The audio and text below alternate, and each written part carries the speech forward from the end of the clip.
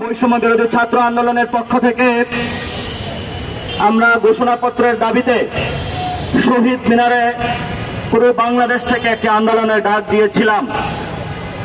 কিন্তু সেখানে আমরা দেখেছিলাম বিভিন্ন রাজনৈতিক দলের দ্বিধাদ্বন্দ্ব, উপদেষ্টা মহলের দ্বিধাদ্বন্দ্বের ক্ষেত্রে বাংলাদেশের মানুষের যারা শহীদ হয়েছেন, যারা আহত হয়েছেন, তাদের রক্তের দাগের যে লিখিত কালাম, তাদের রক্তের দাগের যে লিখিত ভাষা, সেই ভাষাটা আজ পর্যন্ত আমরা বুঝে পাইনি।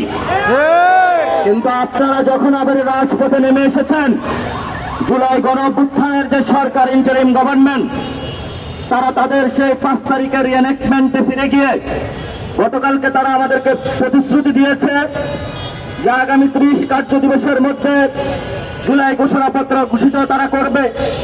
এবং সেই ক্ষেত্রে আমরা এই 30 কার্য দিবসের মধ্যে ইন্টারিম গভর্নমেন্টকে লাস্টবার হুঁশিয়ার করে দিতে চাই, এইবার যদি কোনো হেলাফেলা করা হয়, বিভিন্ন রাজনৈতিক দলের যে দ্বিধাদ্বন্দ্ব রয়েছে, সেই ক্ষেত্রে যদি আপনারা মাথা নিচু করেন, জনতা কিন্তু এবার যমুনার এখানে রাজস্বিক মোড়ে অবস্থান নিয়েছিল, আমরা কিন্তু পরে যমুনার সামনে বসে থাকবো না, যমুনার ভিতরে যেতে ইনশাল্লাহ আমরা বাধ্য হব। আপনারা দেখেছেন বাংলাদেশের জনগণ আমাদের শক্তি, এই শক্তিকে ভর কেন্দ্র করে কিন্তু আমরা গণভবনে গিয়েছিলাম। এই জনগণ কিন্তু পার্লামেন্টে গিয়েছিল, কিন্তু এখনো যারা সচিবালয়ে, স্কুল, কলেজ, ইউনিভার্সিটিতে, ক্যান্টনমেন্টে, বিভিন্ন জায়গায় আওয়ামী লীগের প্রেতাত্মা হিসেবে কাজ করে যাচ্ছে, মুজিববাদী আদর্শের কাজ করে যাচ্ছে, আমরা তাদেরকে শেষবারের মতন হুঁশিয়ার করে দিতে চাই। আসুন দেখুন, আজকে রায় হয়েছে, দল নিষিদ্ধ হয়েছে, আপনাদের বুধবার হওয়া উচিত। আপনাদের যারা শহীদ হয়েছে তাদের রক্তের দিকে তাকানো উচিত।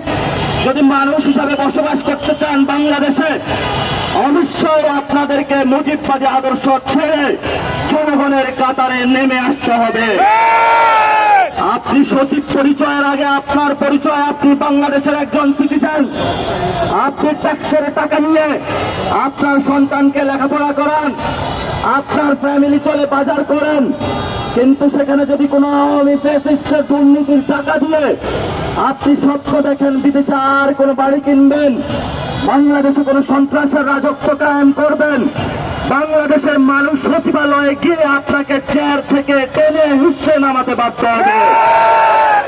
আমরা আরো দেখেছি আমাদের যারা ভাই বন্ধু 5 তারিখে আমাদের একসাথে গণঅভ্যুত্থানে অংশগ্রহণ করেছিল, আজকে রাজনৈতিক তারা দল বড় হয়ে গিয়েছে দেশের চেয়ে, আমরা তাদেরকে বলবো হুঁশে ফিরে আসুন।